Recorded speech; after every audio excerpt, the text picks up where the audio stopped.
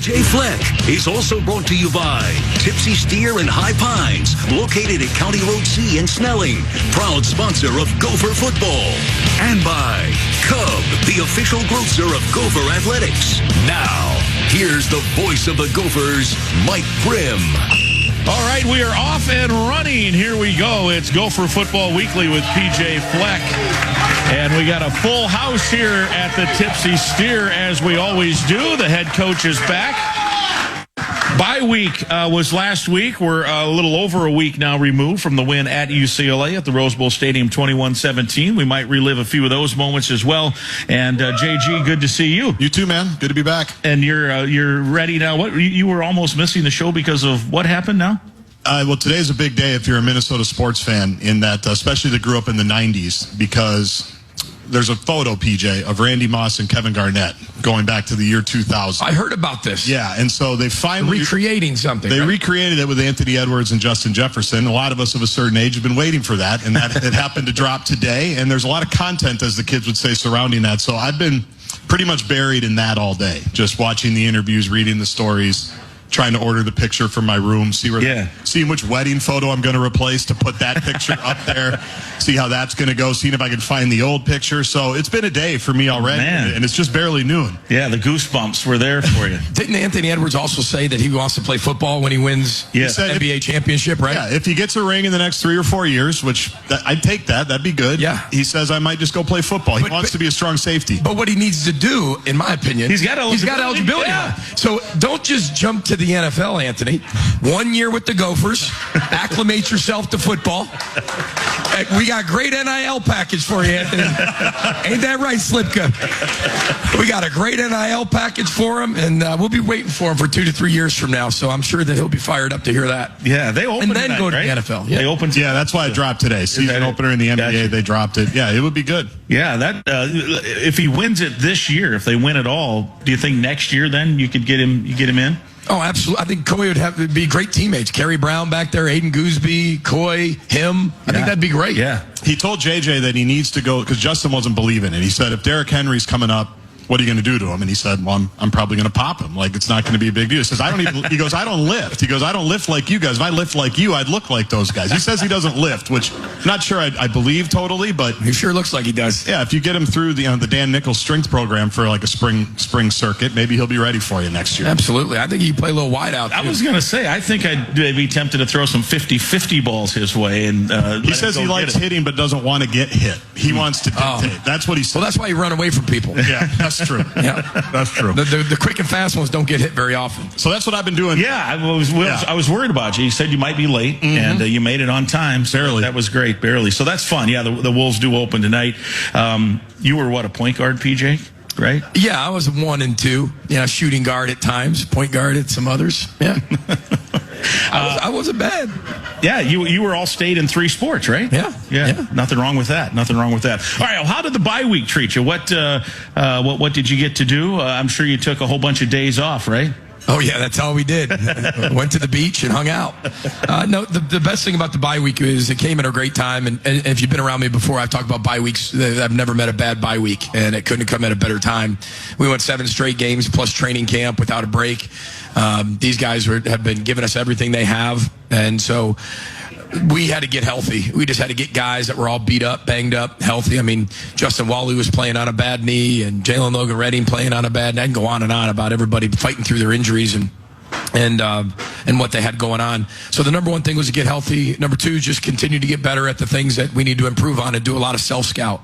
Last week was all about practicing Minnesota versus Minnesota, getting a lot of, individual and getting a lot of the young guys a ton of reps, and then being able to get better at what we needed to get better at Tuesday, Wednesday, Thursday. Friday came and the players came in for a lift. Coaches left for recruiting, and coaches were out recruiting. So we got the recruiting piece done on Friday, Saturday, and Sunday, and came back in and practiced Sunday night, and then started Maryland. So we got a little bit of Maryland on the weekend and a little bit of last week, but that was the whole objective, was to get healthy, make sure we clean up and do a lot of self-scout, look at how we're going to be able to play the next 5 games, and then be able to go out there and plan for Maryland as well. And how much rest and recovery comes into it from going out to the West Coast, flying back overnight. I don't know what time we landed, Grimmer, 6 or 7 in the morning, something like that. So kind of take us through those couple of days when they come back to make sure they're fresh and ready to go with whatever they're trying to do. Yeah, I mean, we told the players, after the victory and we're in the locker room, I gave them an old NFL line. I told them I'll see you on Tuesday, and they were really excited to hear that. Little did they know when they got back, it was actually like Sunday afternoon, so it wasn't that much time off, but they were able to get in for treatment and massages and all the things they do over the weekend. But we met with our players and got together with them on Tuesday, so they're able to get 2 days off. And then we went Tuesday, Wednesday, Thursday. A lot of the older guys didn't go, who've been playing a lot, but we got a lot of reps with the young guys. And then, everybody basically got Friday and Saturday, and then we were back to practice on Sunday night in the stadium, and which was basically like a Tuesday practice, first and second down practice in Maryland. So I think it was really good for everybody to kind of get away from each other. We got another bye week here in 3 weeks. But it was perfect timing for us to be able to have that. When you say self-scout, too, and maybe you don't want to give away, things that you found or didn't find, were there some things, though, that you saw that, I don't want to say were concerned, but things that, hey, we got to fix this, or maybe we should try it this way instead of how we've been doing it? Yeah, I think the DNA and the personality of your team has shown, like, what we're really good at, what we can do, what we aren't able to do. I think that's really hard to fix within a 12-week span. Right? Once you get that information, what you have to do is just get better at the things that you're going to do and do everything you can to trim off the fat and eliminate the things you aren't good at. You got to continue to listen to your team. Our team's getting better and better and better, in my opinion. So they're getting better. But what are we getting better at? So every area comes down to 3 things. It comes down to discipline. And we got to be more disciplined in how we play. We got to be way more attentive to the details. Right? And then we have to play with even more effort, which our guys do a great job of. But every area, depending what it was, and every position group, all 3 of those things can be really looked under that microscope so we can continue to grow over the last 5. I think it was you that said this one time during the bye week. Did you, and maybe you didn't do it this year, maybe it was somebody else, I'm getting mixed up, but where you had your offensive coach. I've only been here 8 years. Yeah, I know. And when you get my age, you forget stuff. That you maybe had offensive coaches scout your own defense, and then your defensive, and then you could share info. Was that part of that this time around too? A little bit. It wasn't as much as we've done in the past. We've got 2 bye weeks, so we figured there's some other things we can do at that time, but we did do that, a small portion. But it was more about the defense, truly dissecting the defense, especially in year 1 of a new defensive system. We wanted to make sure that we spent a lot of time on that. And then, we've done that a lot on offense. And we have a lot of quality control people who start to do that ahead of time anyway and start to self-scout us for the next week of what we're doing and what our tendencies are. So they kind of get that out of the way for us a little bit more than years past. So as you go back to UCLA, first half, second half, what changed so dramatically? Well, I mean, it was... we didn't play very well. I think your quote to me was, "It can't get any worse," and then you went into the tunnel. Well, here's what it was, right? I mean, we only had a few possessions in the first half. We drop a ball, right, that we're wide open. We drop a ball. Second play of the game. Yep. I'm not saying that play scores, but it's going to be an explosive 30, 40-yard play. And, Jameson doesn't ever make that play. He makes the play all the time. He rarely drops that ball. We false start, put ourselves in a long position, and we punt. We drop another ball, right? And that hurts us. We miss a field goal, and then we're 3rd and 2, and we get sacked, and we ended up punting. And you know how I always tell you, besides that, how was the play, Mrs. Lincoln? Right. So, after that, I mean, we didn't score any points. We have that. So, truly, it can't get any worse than that. That's as bad as it gets. And we've had a few bad halves of football. Now, everybody around the country, if you watch head coaches' press conferences, everybody's had a bad quarter, bad half, bad game. This didn't work. That didn't work. Why did the offense start slow? Why did they start fast? Why did the defense allow 3 touchdowns in a row? Everybody's got to answer those questions. It's football. Sometimes we get enamored with, just Minnesota athletics, right? But there's this whole world out there of NFL and college football, and I get a chance to watch all the press conferences, so everybody's got the same issues. But it's how can you get that centered, get it aligned, get it fixed at halftime, and go back out there and play a tremendous half, which I thought we did in the second half. I just was a little more demanding, I guess, at halftime, a little more energized at halftime than I normally am. But it wasn't in a negative way. I got to make sure I make that, just like the referee when I'm yelling at the referee on that GIF. That was a positive. I was telling how much I loved him. Remember that? You read my lips? Mm-hmm. That's true. But this was all positive at halftime. But it was one of those that I haven't had to have with this team. Like, when are we tired of being average? Why are we not playing up to the standard? When are we sick of doing that? And we're so talented. We're really, really good. And it's the job of the head coach. And that's why I can talk about the drop, the false start, another drop, missed field goal in 3rd and 2. I was a crappy head coach getting them ready to play that game in the first half. That's a fact. So we are all responsible and have to take accountability for that, including me. And as I was getting them riled up at halftime, I was blaming myself too. So everybody had to take accountability, but we got it fixed, and that was the best part about the second half, because we didn't have any time to waste. Right. And no better way to explain it than we woke up. But it's my fault that we weren't ready to play. So how do you decide and when the approach that you're going to take at halftime? Like after talking to you, I only have about 30 more seconds. I know it's not a very long walk after we say goodbye. It usually depends how your and I interview goes. They're usually okay. Yeah, they are. Yeah, seriously, solid. I can get a feeling of what actually happened by the questions you ask, because you only usually ask 2 questions. Right. Unless TV asks 3, which really pisses me off. Yeah, and then they hog it. Then I can only ask 1. But so when do you decide, like, all right, I gotta like, soft pedal's not the right phrase, but the team doesn't need to be riled up. The team needs to just be spoken to. Or no, I gotta go a different level here. Oh, I think that was done after like the 2nd possession. I knew that we just. We were doing everything we could to get him in rhythm and get him going and fix and right the ship. But that's football, and you got to find a way to do it eventually, or you're going to get beat. And halftime we had to make those adjustments, and it was. And listen, the guys didn't. I'm not going to say they didn't need that, because they knew.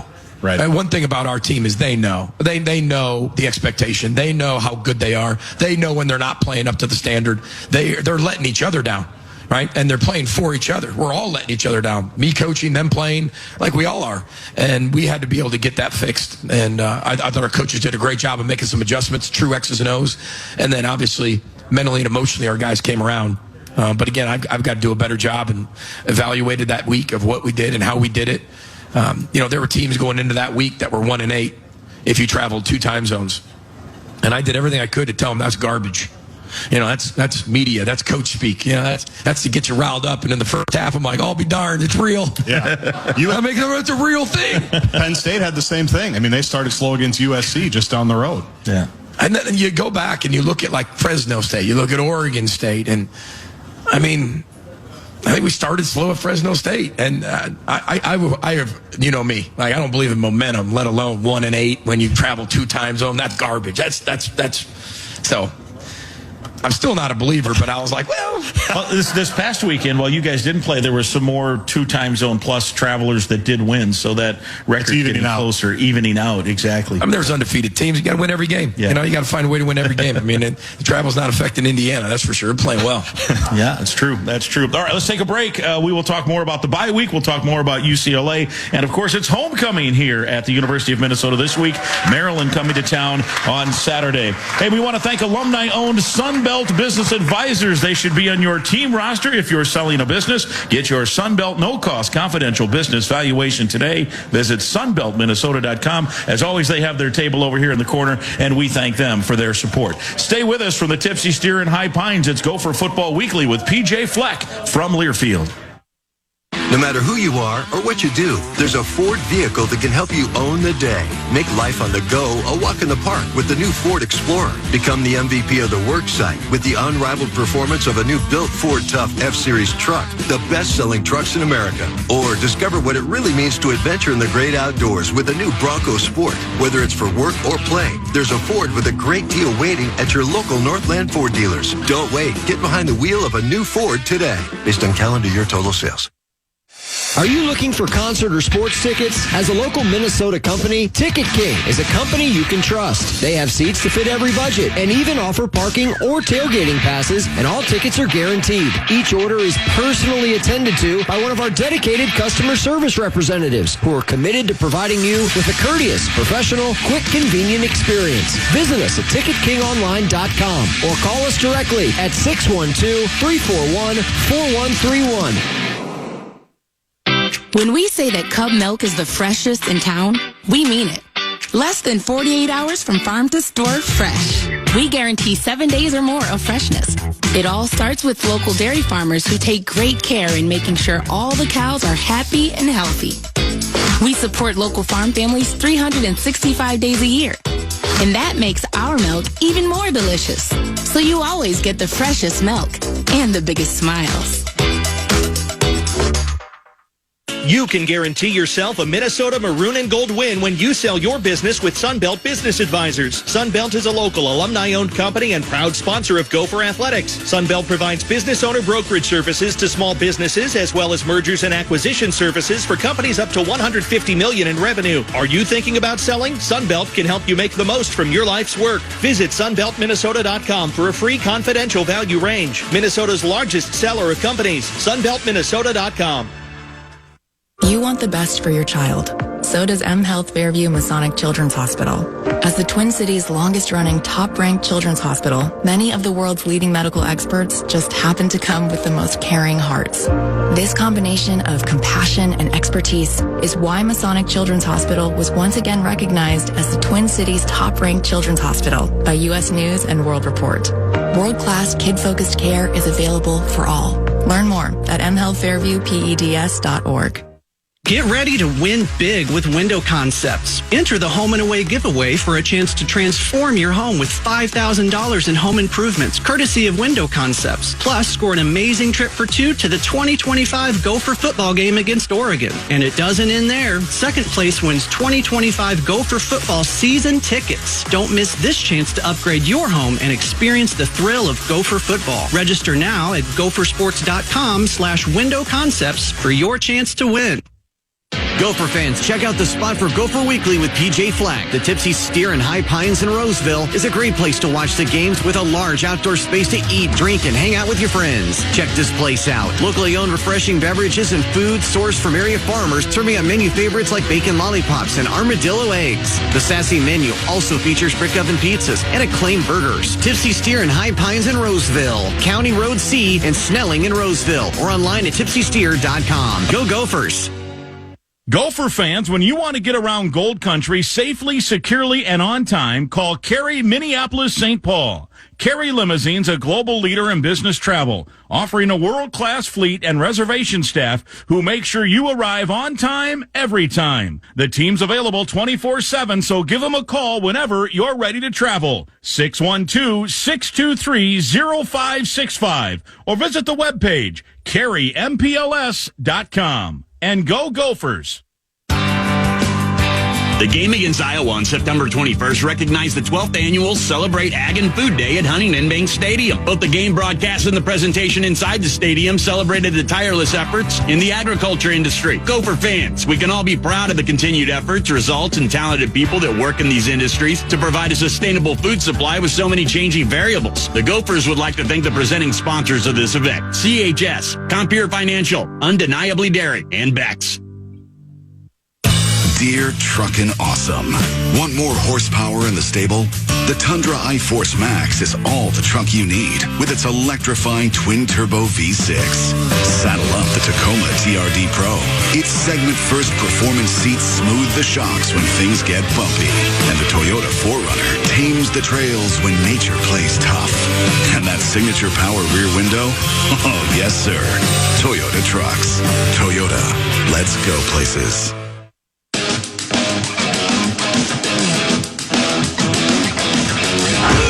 It's now time for the AVR Remix on Gopher Football Weekly with PJ Fleck. AVR. Promises made, promises delivered. Roseman on third down to throw. Plenty of time. Far side. Caught. Touchdown. touchdown. Elijah Spencer uncovered, standing at the 5, waiting for the ball. It looked like it took forever to get there. He catches, he turns, and he waltzes in untouched, and Minnesota has scored his first touchdown of the night. Addison was in coverage. He lost track of him, and the Gophers get their first score in motion. Driver coming across the formation left to right. Brosmer pumping, waiting, firing. He has a man. Taylor walks in, touchdown! On the backdoor screen left, and Minnesota has the lead. All right, there's the AVR remix. We want to thank AVR for their sponsorship. Fun to rekindle some of those great memories from the Rose Bowl game out at the Rose Bowl with UCLA. Last week we had Max Brosmer and Daniel Jackson here on the bye week, and man, were they really good. Yeah, how'd they do? Yeah, everybody enjoy those guys? It was fun. They were outstanding. So we played 2 different highlights last week than what we heard today from the game, and it was interesting on that the go-ahead touchdown at the end. Max talking about the read, that it was about the 5th option. Because when I saw it live, I thought maybe it was all designed. Hey, we're going to misdirection, and the whole design was to dump it down there. And if he's open, great. If not, then kick the field goal and go into overtime or what have you. But he said nope. There was and he was going. Let's see, 1, 2, 3, 4. No, he was my 5th option. So what a play call, and what a fun play to watch unfold. Yeah, he worked all the way back to his last read, and he did such a good job with the boundary with his eyes that once he got back and the backer followed, he's got Darius Taylor man coverage, but he kind of peeks to the boundary because Max goes through his reads, and then Darius just sneaks out in his little checkout route and makes a great play. I mean, that was a huge play for us, because then you talk about decision time. Now what are you going to do? Because now you're a 4th down. And now you got to decide whether you're going to go for the win, or you're going to kick it. There's a lot of decisions we've had to make this year that I'd like them to be a lot of easier decisions, to be honest with you, but it's come down to some crucial times. And that was like the one time Darius was essentially open out of the backfield, right? They pretty clearly wanted to take his passing game part out of it, it looked like. Yeah, they did. They did a really good job of focusing the entire defense on him, whether it was in the pass game, the run game. I mean, you could tell they wanted just to eliminate number 1, and that's why we had some other guys had to be able to step up, and that's why some of the plays we weren't making in the first half were so critical, because it allowed us to play right into their web, because the other guys weren't executing. So he's a really good player, and we got to continue to find unique ways to be able to get him the football, which we will and have, and showed that at the end of the second half. But people are going to continue to focus on him, because I think he's one of the best players in the league. One of the decisions you made was to punt, with a couple of minutes left. I can't remember exactly where you were on the field, but that's a legit decision, right? To go for it on 4th and whatever, or punt, and now we got to get a stop, pin him back. Kind of take us through that scenario. It obviously worked. You got the stop. I think they had a long 3rd down that they almost got, and then you're able to get the ball back. Yeah. That's a tough decision. When you have all 3 timeouts, though, and you have Mark Crawford as your punter, and you're not close enough, obviously, to kick it. So you're not, and it's too big of a distance, in my opinion, to sit there and risk it. Because if you don't get the first down, the game's technically over. And if it isn't over, you got to go 90 yards. If we can get them in a position where we can pin them down inside their 10 with all 3 timeouts, most coaches are going to make you use your timeouts. Felt good about our run defense in that particular situation. They throw it on 3rd down, and obviously we get them on the ground and they punt. But great job by Mark Crawford pinning them, and the guys pinning them inside the 5, which gave us a chance. And then once they kicked it back to us, we got really good field position. Right. So we're able to go down with no timeouts. If you don't get it there and you don't have any timeouts, you got to go 90-some yards maybe, and it's reversed. Now you got to go 90-some yards with no timeouts. And as you can tell, watching the Vikings game, how hard that is. It's very difficult to do with no timeouts. So that was a whole decision that went into that. You're a series or 2 already ahead, and you're looking at how everybody's playing, and you make the call. I would have loved for it to be 4th and inches, and we would have went for it. But that's you got to trust your defense on that particular situation. And, we talked about Jack Henderson, who was the guy that put the first hit on the, I don't know if it was a running back, I think, right out of the backfield. Was it a tight end? And then he put the hit on. I think Lindenberg then came and closed, finished the deal. They combined on the tackle. Great open field tackle. I mean, that's probably the ball game, right? If they get the first down, game's over. That's probably it. So, and Henderson, we talked about him, depending on situation. So he didn't play a lot in the week before, right, against USC, because they threw a little bit more in different things. But then somebody at the radio show came up and told me he didn't play enough. Yeah. And you did. Yeah. You told me he didn't play enough. So I played. Did you like them as much as he played this week? There you go. I took your advice. Don't say this isn't a family-friendly show. We take people's opinions. Next week we got a suggestion box up here. Yeah. Anybody want? I'll let you call plays. Everybody, listen, man. You're 8. You just let everybody do whatever they want. But just kidding. But it is. I mean, that's one thing you've talked about since fall camp is the versatility of the defense. That there might be some games where you're not going to get as many reps because of the game plan, but because we have someone else that in that specific game plan is going to be better. But you're going to be better here, and so he doesn't play much against USC, and then he makes a game-winning play as part of a bunch of game-winning plays late in that game at UCLA. Yeah, when you look at, there's different personnel groupings on defense, just like there is on offense, to match the personnel that's coming on the field for the offense. So, and I'll give you in layman's terms, I'll give you 3 of them. Okay, there's more than this, but there's 3. Base means, okay, you're going to have 4 down linemen, 3 linebackers, and you're going to have 4 DBs. Okay, there's base personnel. So that's meant to stop more running teams, more first and second down calls. Then you have nickel, which is 5 DBs, right? So like a nickel, 5 cents, is a DB, 5 DBs. So then you take your same linebacker out, and then you're going to put a nickel back in. And that's what Jack plays. And so when we go nickel, Jack would run in the game. But there's times we're doing more base personnel when he's not in the game, and we actually have a linebacker in instead of Jack because of who we're facing and what down and distances we're facing. So everything's game plan that way. And then you can get to dime, which is not 10 DBs, you would think, right? Unless you're Oregon. Yeah, unless you're as many as you want. You got it. Yeah. But there's 6 out there. So, but I think that's what a lot of people don't get of why somebody's maybe not out there as much as, you're rotating base to match the personnel that you see on offense. And we're a matched team, meaning defensively, our philosophy is we're going to match the personnel that comes out on offense. And then you get the punt, and then Max Brosmer, we talked with him last week, and Daniel Jackson as well.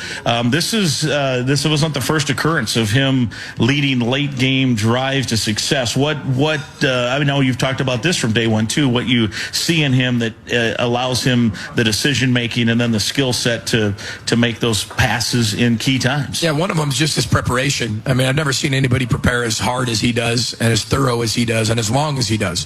I mean, he is, again, at the facility all the time. So the more you prepare, the more confident you're going to be under the pressure of the situation. And that's how it should work. He is an unbelievable processor of information. I mean, he can process information incredibly quickly, key and diagnose, and be a decisive decision maker. And when you're that at quarterback, it doesn't matter if you're 6 foot, 6'1", 6'6", you can play football. And he's also a really accurate passer. So when you combine all those things, it turns into a really good quarterback. Arm strength isn't the only thing people look at, like how far can you throw it?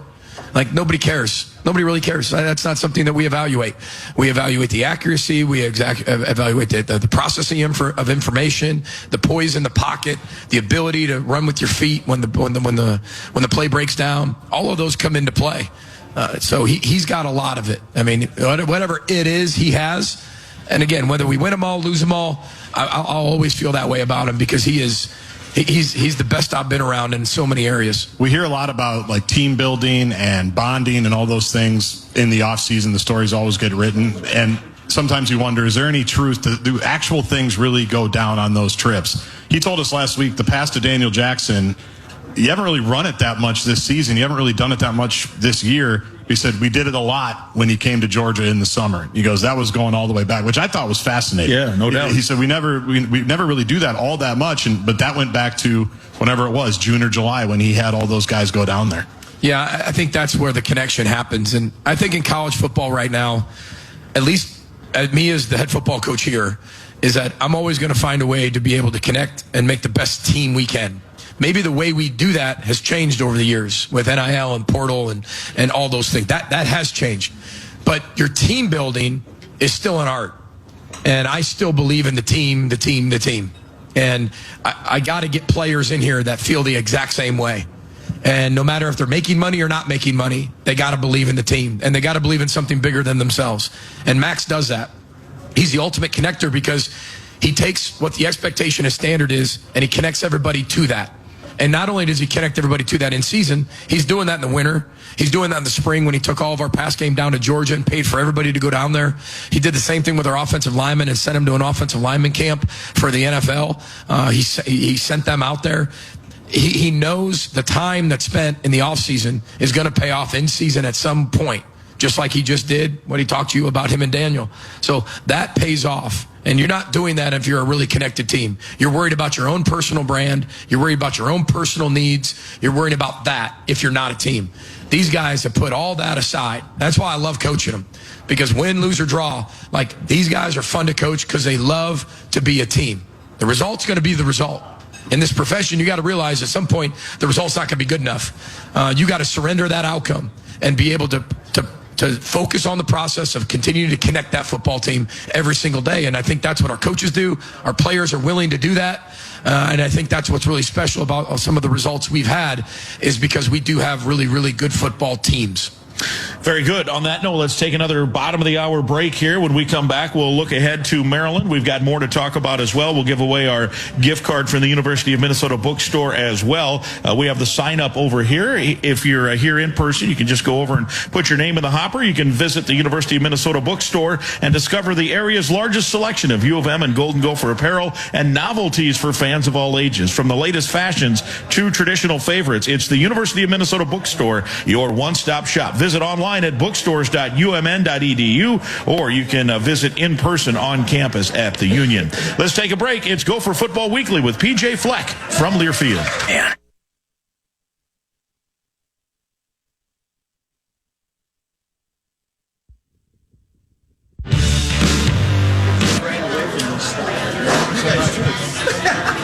Oh, yeah. Take care. Good to see you.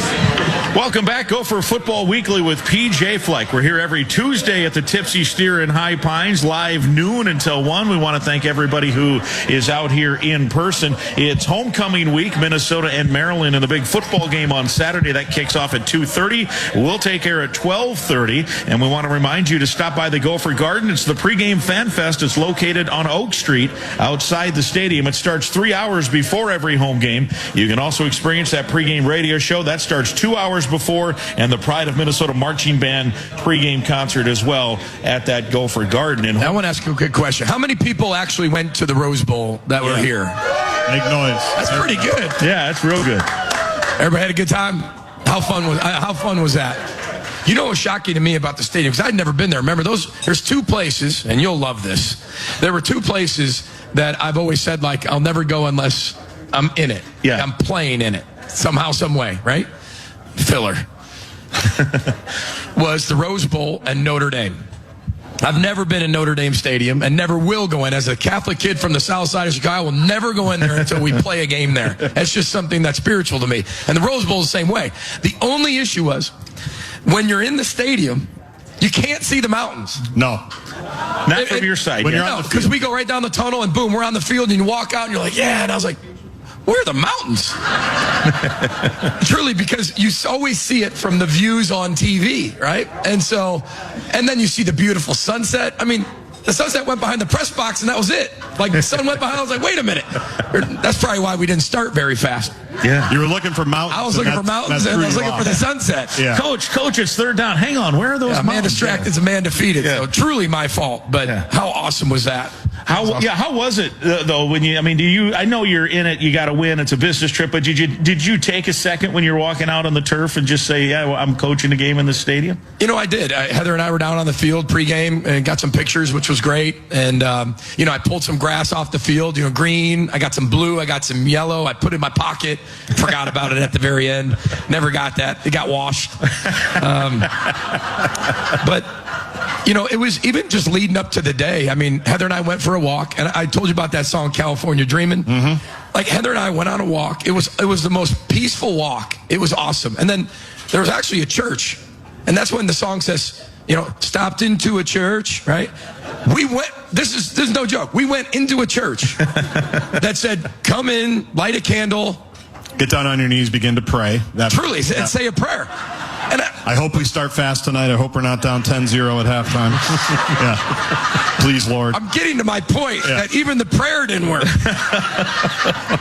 But we both lit a candle. There was nobody in this church. Nobody. And it was just Heather and I. And it was like, somebody just came up here and we were talking a little bit how, Bill, you're up here saying you got to kind of get away. And there was 15 minutes of this like quiet peace on game day. That was like, oh my gosh, we both lit a candle. And then we ended up not starting fast, but we ended up winning the game, which was great. But that's why I just listened to that song on the way home, because it was like almost in a spiritual event. Like, it was so cool, because I know how much that stadium means to so many of your families, and maybe not you, but maybe your families and your parents and things like that, of the memories they shared with you. And to get that win was really, really important for us. And sorry we screwed up the first 30 minutes. So yeah, well, maybe the good Lord, after you lit that candle, said, I'm gonna toy with him a little bit, and we'll get his prayers answered late. Yeah, and I'm not passing judgment, or am I passing any religion on anybody whatsoever. I'm talking, it was a church. Yeah, and that was all. Yeah. So I had a spiritual experience as well at game day. I drove a Ford Mustang really fast, listening to California Love by Tupac and Dre and Snoop. It was the same thing for me. That's what Heather was looking for. Yeah, that's what I was doing, because I had to get the rental car back in time, but the windows were down, and that was spiritual for me. No candles or anything, and my day was great. My day was awesome. So I did tell the players, if we do win, we'll play some music on the bus back to the airport. Well, I mean, the bus ride back to the airport is like 50 minutes. Yeah. There's only so many California songs that I know, and by like 20 minutes in, I'd gone through my entire playlist. So then we started getting into a lot other stuff that the players were requesting, and it was great. Bus driver was great. It was a brand new bus, so the system was great. And it was definitely one of the most memorable. It's a regular season game. It's one game. It's the 7th game of the year. I get that.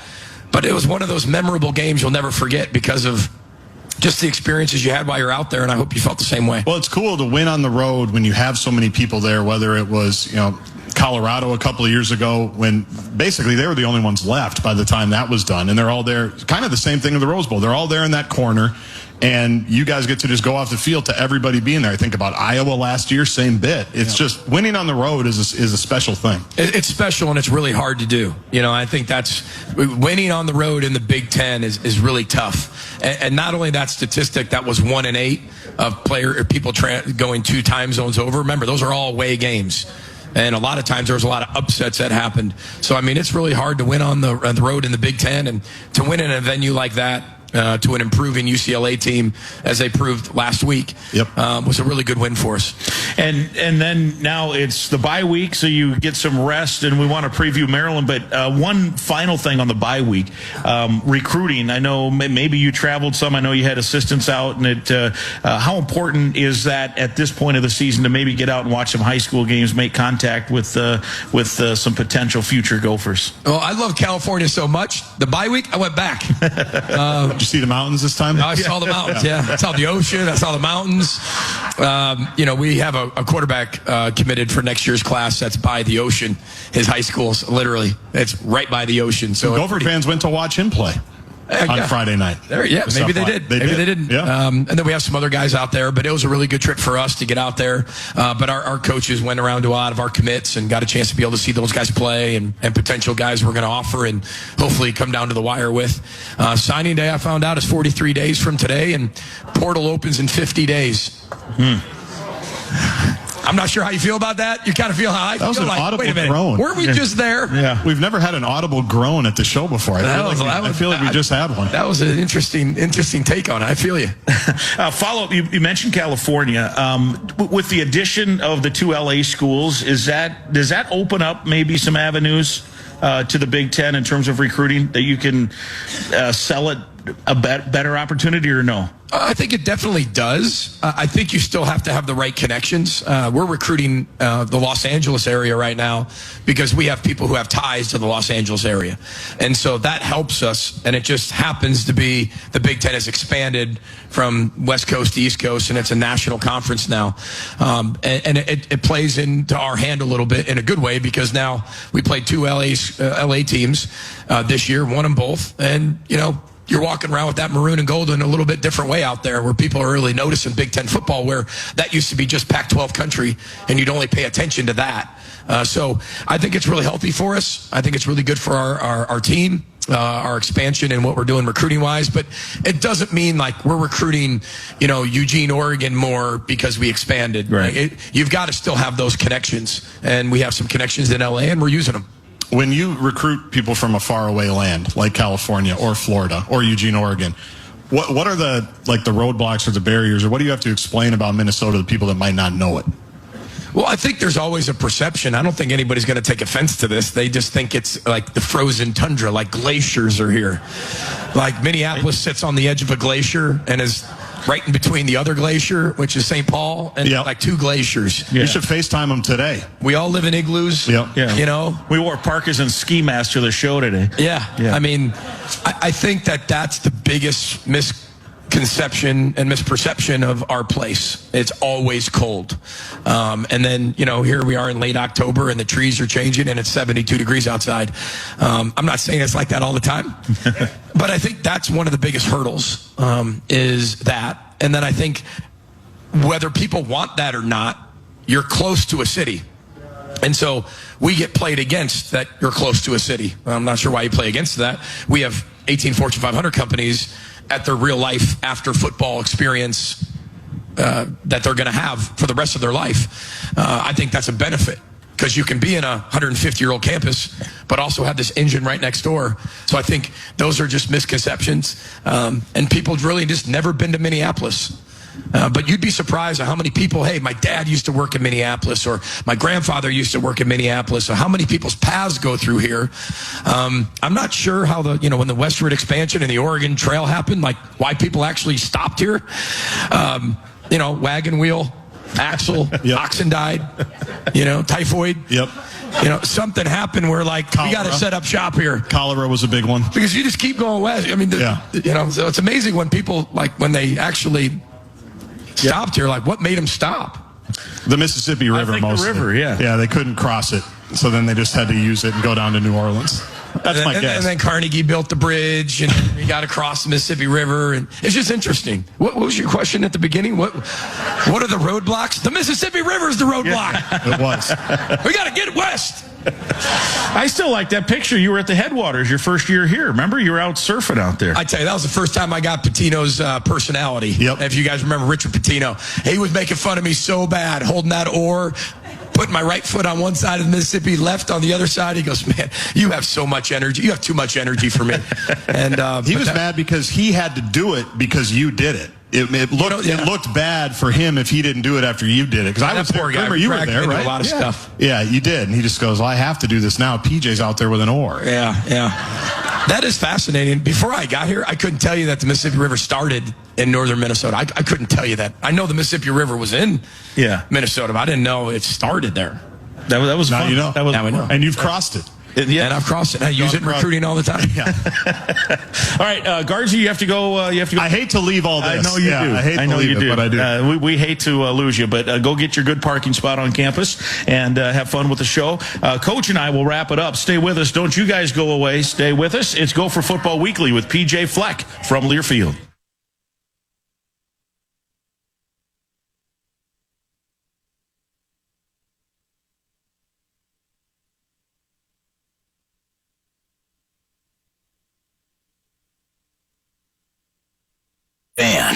Your life sounds pretty great. Don't let a buzz ruin it. Buzz driving is drunk driving. Don't drive buzzed. A message from NHTSA and the Ad Council. Hey, so what's a great way to spread awareness that driving high is illegal everywhere? A catchy song, of course. You can run, but you can't drive high. You can run, but you can't drive high. Friendly reminder, don't drive high. If you feel different, you drive different. Brought to you by NHTSA and the Ad Council. Are you prepared for an emergency or disaster? Because it's not a matter of if, but when. Don't find yourself saying, when the storm rolls in, my time to find a pet-friendly evacuation center will have run out. The scorching heat wave will leave me powerless to cool my insulin. I'll face a hurricane without meds. Now that's a tough pill to swallow. Let's prepare so we all have a better story to tell. Get started at ready.gov/older adults. Brought to you by FEMA and the Ad Council. This is your captain. We are going to be experiencing some slight turbulence. Please fasten your... Oh, hold on. Just got a video of my cat. Imagine the pilot of an airplane was as confident as you are texting and driving. Seems kind of crazy when you put it like that. Visit StopTextStopWrecks.org. A message brought to you by the National Highway Traffic Safety Administration, Project Yellow Light, and the Ad Council.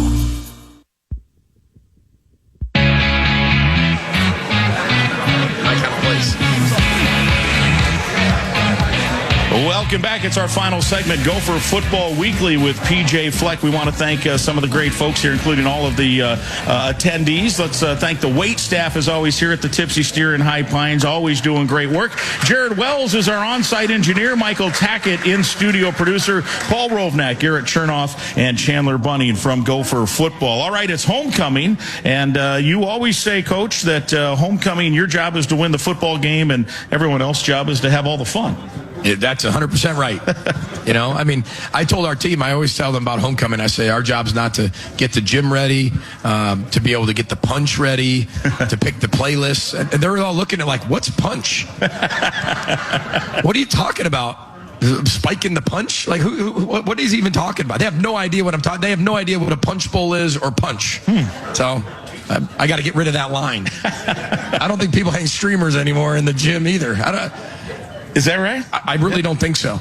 They always have I guess it's prom where they have the march, right? Nowadays, we didn't get a march when I was growing up, but they have the grand march. Anyway, tell us about Maryland, Saturday, 2:30 kickoff. Yeah, a really good football team. As you can see, they beat USC and came back last week. They have two of the best wideouts in the conference. They're really, really athletic, number 10 and number 1. Quarterback's playing at a very high level. He's a really accurate thrower, gunslinger, but he can also run the football.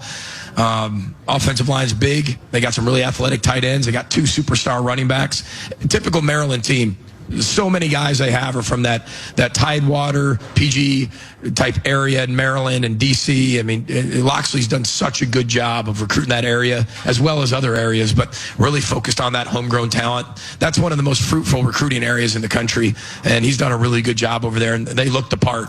And then their defense is playing at a really high level right now, really stout D-line, linebackers that tackle really well, and they have a young secondary who's playing really at a high level as well, and specialists are doing good. This is a really, really improved football team over the last few weeks.